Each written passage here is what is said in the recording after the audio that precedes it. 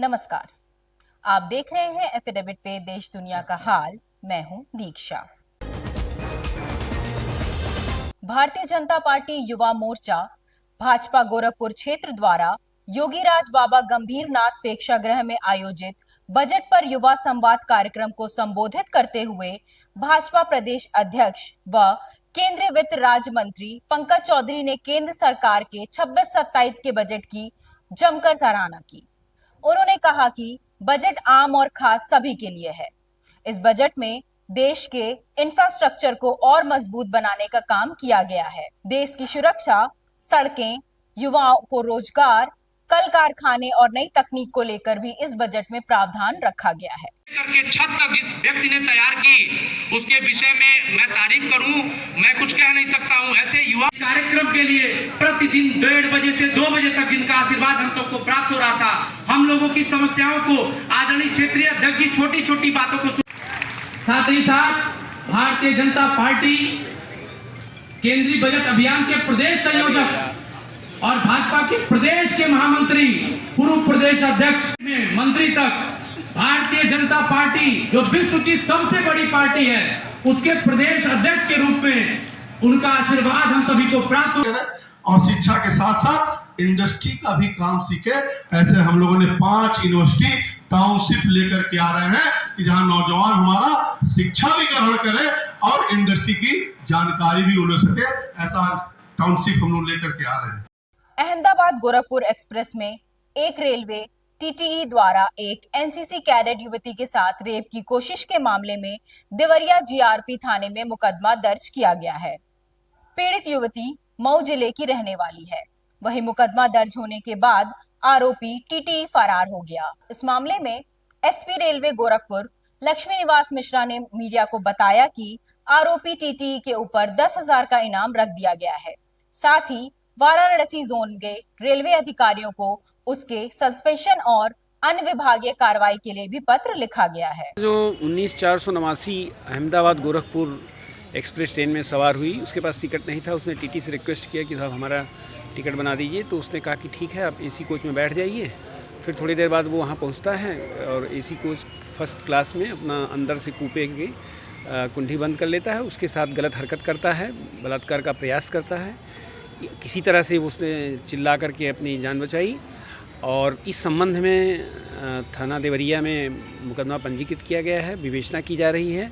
TT हमारे लिए वांछित है और 10,000 का मेरे द्वारा उसमें पुरस्कार घोषित किया गया है। शीघ्र ही उसकी गिरफ्तारी करके विवेचनात्मक कार्रवाई पूर्ण की जाएगी। यूपी बोर्ड की परीक्षा विभिन्न केंद्रों पर सकुशल संपन्न हुआ, जिसके संबंध में जिलाधिकारी दीपक मीणा ने बताया कि गोरखपुर में आज से हाई स्कूल व इंटरमीडिएट की यूपी बोर्ड परीक्षा शुरू हो गई है। आज हिंदी का पेपर था। सभी परीक्षा केंद्रों पर सेक्टर मजिस्ट्रेट व स्टैटिक मजिस्ट्रेट की ड्यूटी लगाया गया है।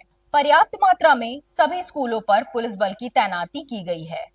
सभी परीक्षा केंद्रों की सीसीटीवी कैमरे से निगरानी की जा रही है।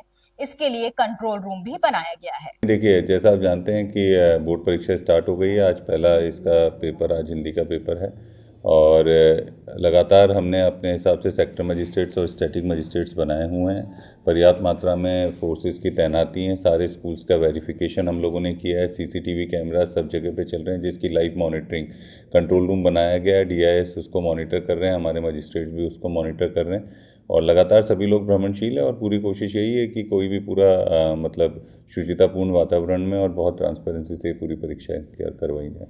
प्रदेश के पूर्व मुख्यमंत्री एवं केंद्रीय संचार मंत्री, पूर्वांचल एवं विशेष रूप से गोरखपुर में विकास की नींव रखने वाले स्वर्गीय वीर बहादुर सिंह जी का जन्मदिन विकास एवं सद्भावना दिवस के रूप में मनाया गया। इस अवसर पर गोलघर में इंदिरा बाल विहार के समक्ष उनकी आदमकद प्रतिमा पर माल्यार्पण कर सैकड़ों लोगों ने श्रद्धांजलि अर्पित किया और वीर बहादुर सिंह जी की अमर रहने की गगनभेदी नारे लगाए। की गई रामगढ़ ताल परियोजना, उसी में चंपा पार्क और बुद्धिस्ट संग्रहालय, प्लानिटोरियम, वीर बहादुर सिंह तारा मंडल और उनके द्वारा शुरू की गई सारी योजनाएं जो गोरखपुर में प्रारंभ की गई थी।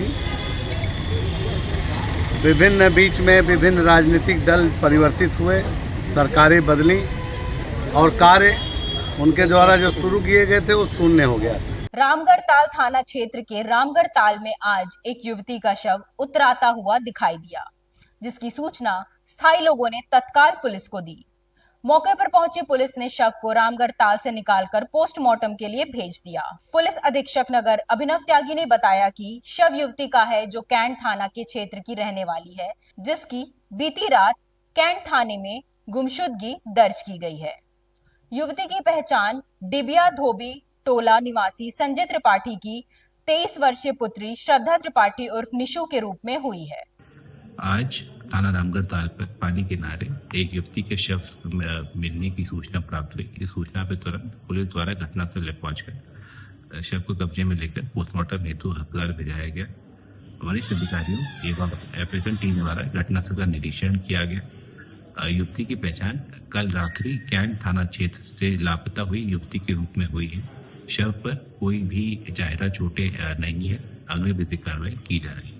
जनपद में अपराध एवं अपराधियों के खिलाफ चलाए जा रहे अभियान के क्रम में चिलुआताल थाने की पुलिस ने हत्या का अपराध करने के आरोप में 4 अभियुक्तों के साथ 3 नफर बाल अपचारिक को भी गिरफ्तार किया है, जिनके कब्जे से 1 पिस्टल, 8 जिंदा कारतूस, घटना में प्रयुक्त 3 मोटरसाइकिल व 1 कार बरामद किया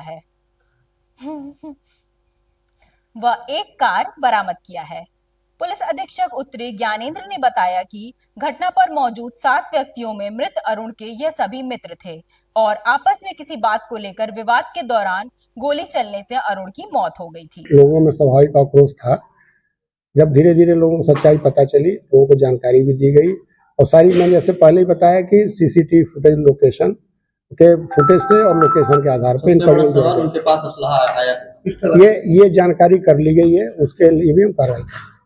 अपराधी पेशेवर है, पहले भी उनको कोई अपराध नहीं, अभी ऐसी कोई जानकारी नहीं मिली है, फिर भी हम अन्य जानकारी कर रहे हैं। क्योंकि जानकारी मिली कोई असलहा दे रहा है या जी हाँ, उसके बारे में जानकारी हुई, उस पर हम लोग काम कर रहे हैं।